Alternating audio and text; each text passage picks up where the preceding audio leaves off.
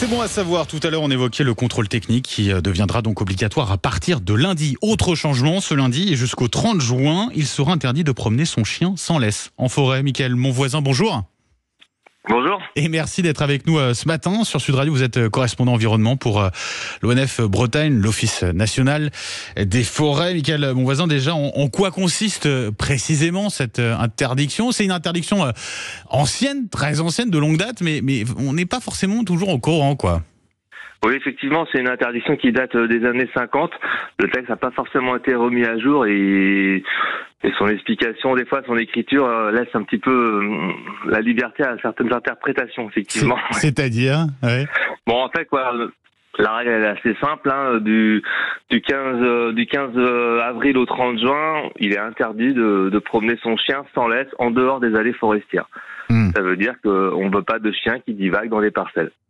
Ça pour des raisons assez claires, finalement, de préservation d'une certaine manière de la faune, puisqu'on a, c'est la période des naissances, des nidifications également. C'est ça, c'est la raison. À l'époque, c'était pour protéger effectivement la naissance des chevreuils, par exemple, qui sont blottis dans la végétation, puis qui peuvent se faire attraper par des chiens.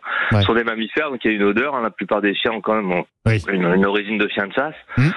Mais aujourd'hui, on vit une crise de la biodiversité bien plus importante, et ça concerne aujourd'hui beaucoup d'autres animaux, et notamment tous les oiseaux qui nichent au sol. Donc, ça veut dire qu'elle est d'autant plus importante aujourd'hui, cette règle, c'est ça? Ah bah oui, parce que la nature souffre de mille maux. On n'ignore pas qu'on est dans une crise majeure de la biodiversité, et c'est une agression en plus. Les forêts sont de plus en plus sollicitées par des animations, des courses d'orientation, de jour, de nuit, à pied, à cheval, des festivals, des guinguettes, des stages de survie, de la grimpe. En fait, on a du monde partout en forêt, donc je pense qu'il faut vraiment que chacun prenne sa responsabilité et que le printemps reste une période de quiétude pour les animaux.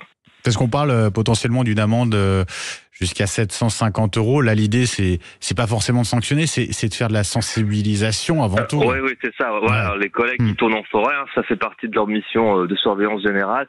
Des surveillances le week-end peuvent être aussi effectuées, et on est plutôt sur la sensibilisation pour que les gens récupèrent leurs chiens, en tout cas le tiennent sous contrôle, parce que même sur les allées forestières, on demande aussi à ce que les gens aient leur chien sur le contrôle. Alors sur le contrôle, ça veut dire qu'il obéit. Si les gens le rappellent, il revient aussitôt. Il n'est pas à plus de 100 mètres de 100 mètres. Donc et ça, voilà, c'est toujours compliqué. Le problème souvent, c'est pas les chiens, c'est le propriétaire qui dit oui, mais vous savez, le chien, il chasse pas, il joue, il a jamais mordu personne. Et puis voilà, on a toujours le chien le plus sympa. On a 8 millions de chiens en France, donc voilà, c'est pas toujours facile.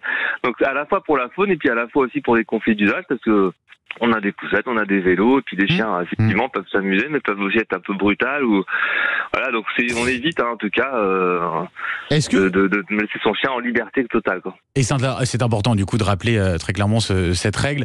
Est-ce que ça vous est déjà arrivé d'aller, ceux qui patrouillent là en forêt, d'aller jusqu'à devoir mettre une amende, je sais pas, de temps en temps, ça arrive, quoi. En forêt, les 135 €, c'est pas une amende très élevée, mais bon, voilà, ça fait jamais plaisir d'aller promener son chien, de revenir avec 135 € d'amende.